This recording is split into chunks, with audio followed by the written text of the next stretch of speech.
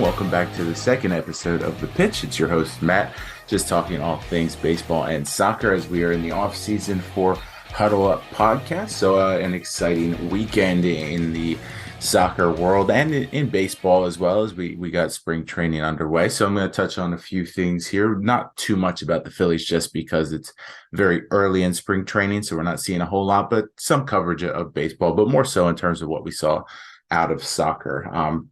So I'm going to start in terms of what I felt coming into in the terms of the teams that I support, the most important and the must win of the weekend. And that was West Ham United's match against Nottingham Forest. So obviously the Union just kicking off first game of the season isn't, I wouldn't say must win. My friend and co-host of Huddle Up, EJ, may disagree since he apparently places a lot of emphasis on early season games, but I do not. So going to turn my attention initially to that West Ham United game. So this was a must-win match. Going into the match, West Ham was seated at 18th, which if you follow Prem League know that means you are relegated if all things ended the way they did. So a must-win match, if ever, for West Ham, especially against an opponent that I think a lot of people felt that they should be able to beat. You know, I've said it all season. I think West Ham is kind of better than their record indicates. I know they're playing a lot of different tournaments just based on past success.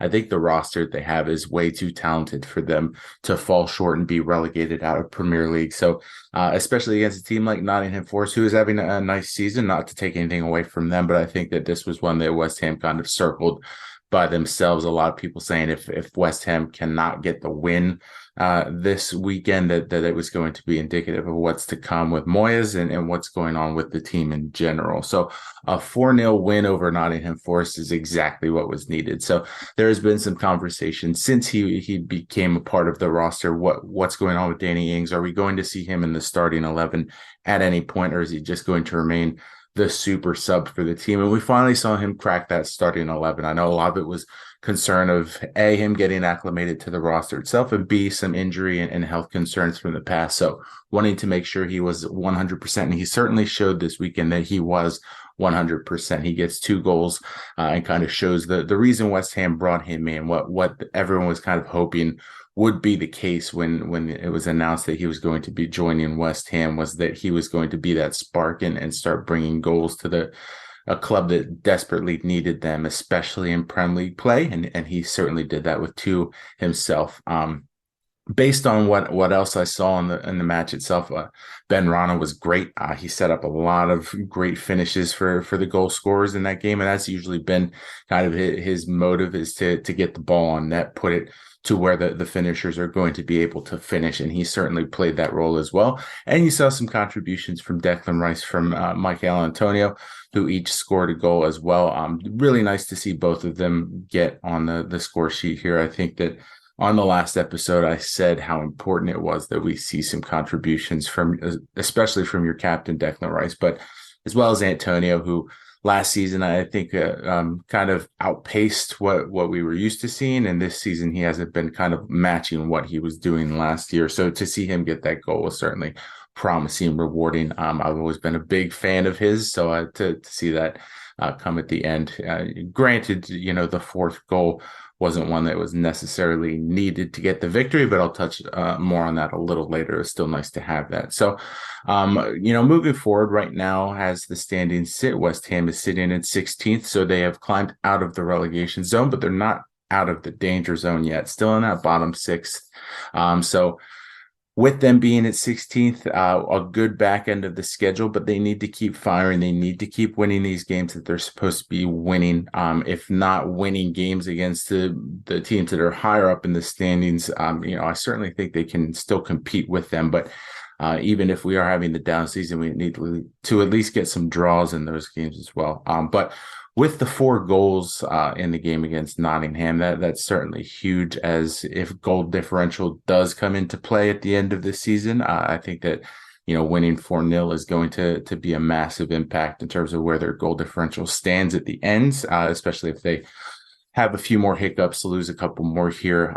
Winning big certainly helps that currently they have the best goal differential of the bottom 6 clubs. So I think that, winning the way they are winning, when they do get these wins that are few and far between, they are at least winning by multiple goals in most instances. And that's certainly been helpful for them when it comes to keeping that goal differential at a manageable spot, that if it comes down to that, they can rely on that to kind of keep them out of the danger zone. So promising weekend from West Ham, promising weekend from not just Ings, but Declan, Antonio. And of course, Fabianski was fantastic in net as well. So build off of that, please. Let's see what we can do next week. I know they have some other matches coming up outside of Premier League with the Europe Cup, the FA Cup. So, save some energy to spread that around a little bit.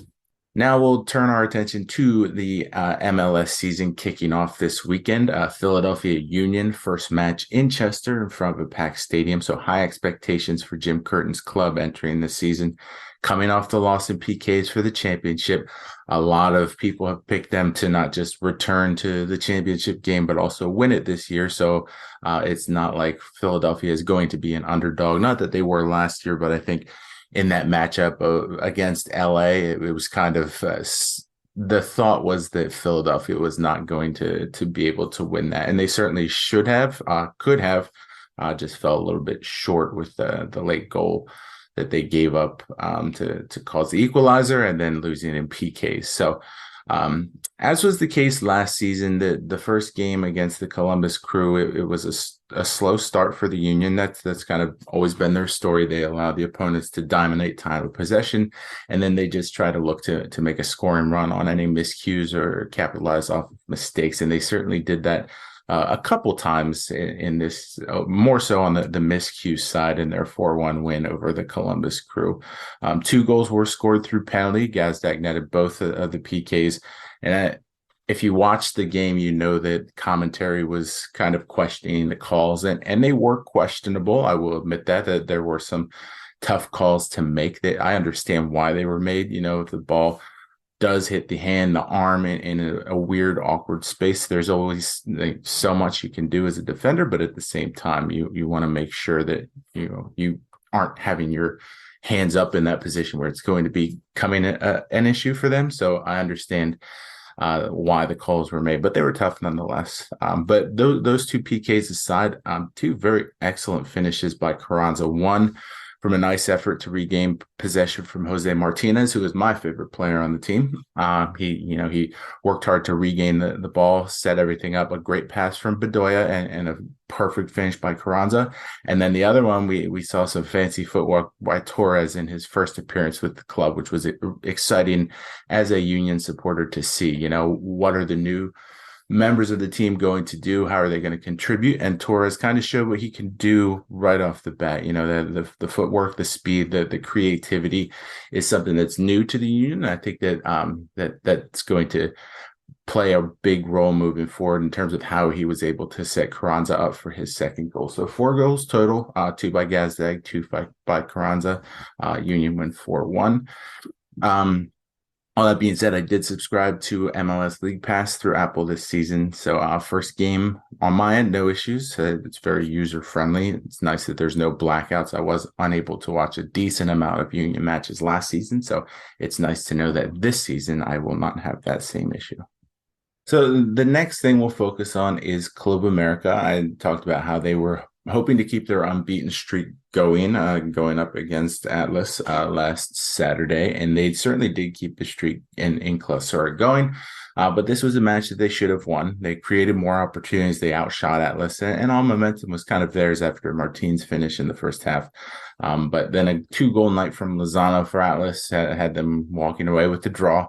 So a disappointing finish. Lozano scored his first in stoppage time in the first half. It looked like America was just trying to coast to the locker room, and you can't do that against a team that's hungry for some points like Atlas is. So they opened the door for that club, killed all the momentum they had going into the locker room. And then Atlas gets the equalizer in the second half on the second goal from Lozano, and a much needed point for themselves. So right now, America sits right outside the final series guarantee in fifth place, where a win would have had them in second overall. So we're halfway through the Clausura now. Match against Pachuca this weekend is going to be highly important to what they are going to do in the finish. And finally, the She Believes Cup wrapped up last Wednesday, the 22nd, with the USA defeating Brazil by a score of 2-1 to remain unbeaten in the cup, bring home their fourth straight She Believes Cup title. So Mallory Swanson, who was the MVP for the tournament, and Alex Morgan each scored the goals in a fast-paced match.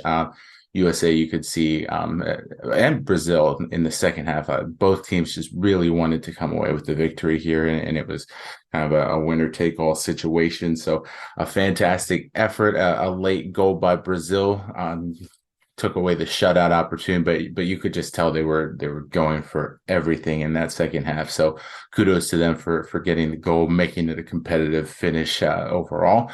Congrats to Alex Morgan, who scores her 121st career goal, 14th since becoming a mother, and as well as to Mallory Swanson, who has 8 goals overall in the cup and is in first place in terms of points scored by anyone in the She Believes Cup overall. She just recently took that crown by herself. So congratulations to those ladies for a fantastic cup, bringing home their fourth streak. We'll see what momentum they can build off of that as we go into more international play later on in the year.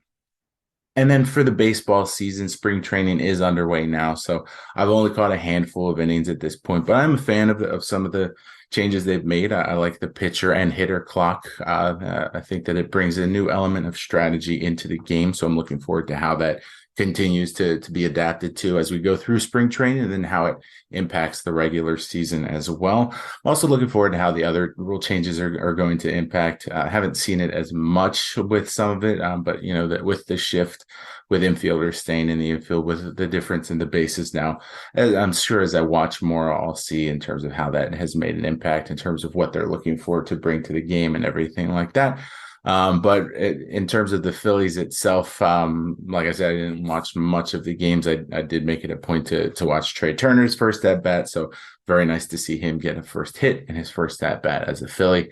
I'm very excited to see what that team can do here, and who's going to make the roster when all is said and done. I know there's some question marks around the rotation. Is Painter going to stay up and be part of the rotation early on? What are we going to see out of Nelson? Who's going to kind of take ownership of that final spot in the rotation? So I'm anxious to see what we do there, because right now we have a solid 4 with Nola, with Wheeler, with Walker, and then with Ranger Suarez. So who's going to take that 5th spot? Are they going to keep 6 starters on and try to do like a longer rotation just to maybe with the pitch clock give their starters some extra time to rest and recover with the arms, having to throw a lot faster this year? We will see, but should be an interesting spring training for the Phillies overall as they look to finalize that roster and see how they can compete in the first few months, with Bryce progressing nicely, but obviously still going to be sidelined until probably this summer at the earliest. So that's it for me for episode 2. As always, thank you for listening. If you have any questions, anything that you would like me to cover in soccer or in baseball, feel free. If you are ever interested in joining me for one of these to discuss maybe a club you support that I don't follow as closely, I would always be welcome to additional input as well in that regard. But otherwise, make sure you're still following the Huddle Up pages as well, just because we do put some bonus episodes in the off season. So keep an eye out for those. Listen to the other shows that we have that Big Jim puts out. I know there's 5 for Fighting with Mike. I know EJ has his And One podcast, and Jim does a weekly 5 things that he summarizes as well. So make sure you're watching all the content put out by the rest of the crew. Right now, Kyle's doing some stuff with the XFL as well, 3-point conversion. So make sure you're following that too, just to kind of get your coverage of XFL. Otherwise, I will talk to you soon. Have a great week.